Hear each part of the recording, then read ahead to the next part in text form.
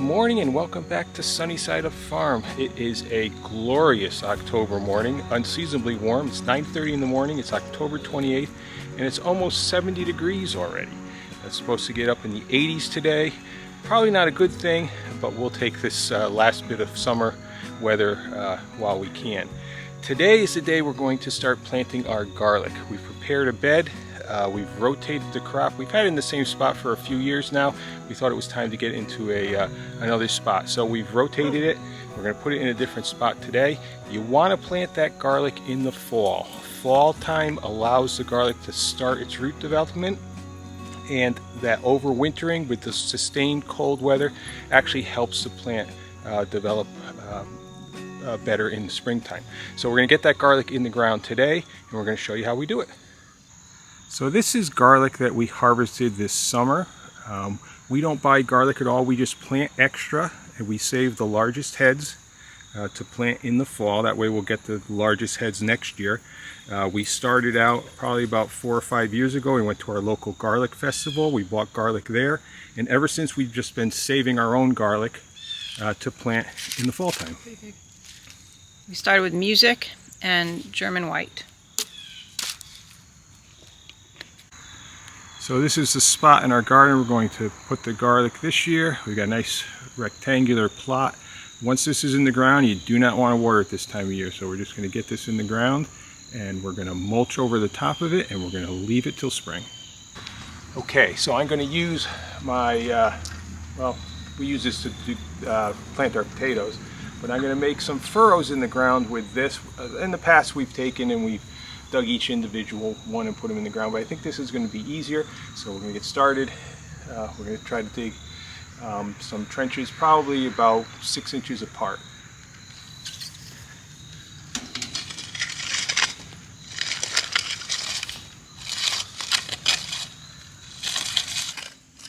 I probably should have used a broad fork on this part of the garden to loosen up the soil, but I forgot. Garlic's pretty forgiving, so I'm sure the crop will be fine.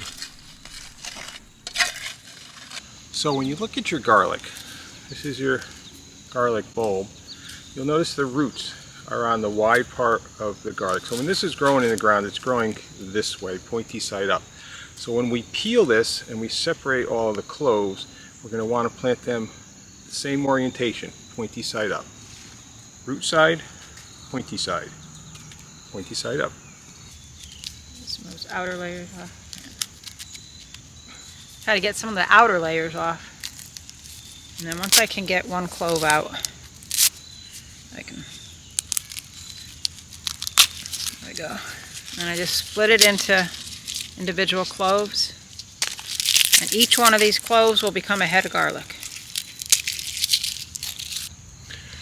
One thing I found is that if we use some organic bone meal in our trenches or whenever we plant the garlic, it seems to produce a lot better garlic bulb. So we're going to do that now.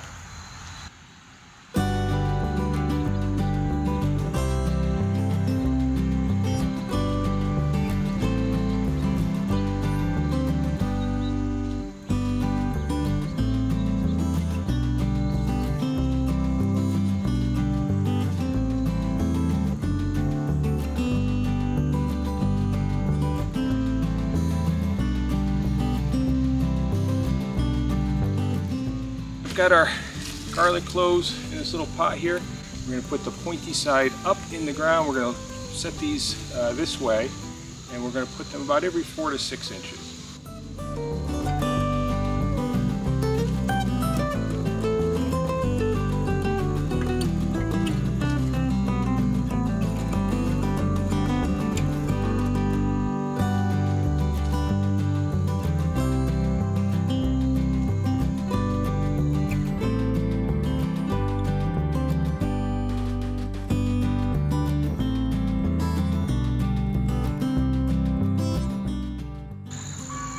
Okay, so next step is I'm going to gently cover them. I want them to be about 2 inches deep.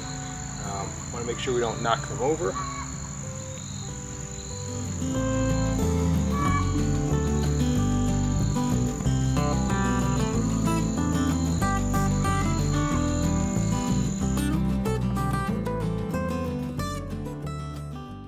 So we end up with 7 rows. I think we've got roughly about 200 planted. Again, there was like 25 to 30 in each row. So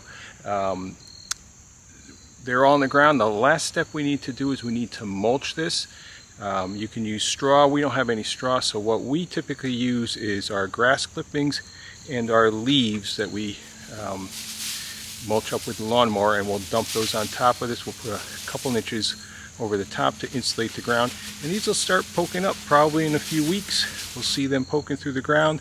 Once it gets really cold, they'll stop growing, and then in springtime when the snow melts, within a very short amount of time, we'll have garlic popping up and growing in the garden.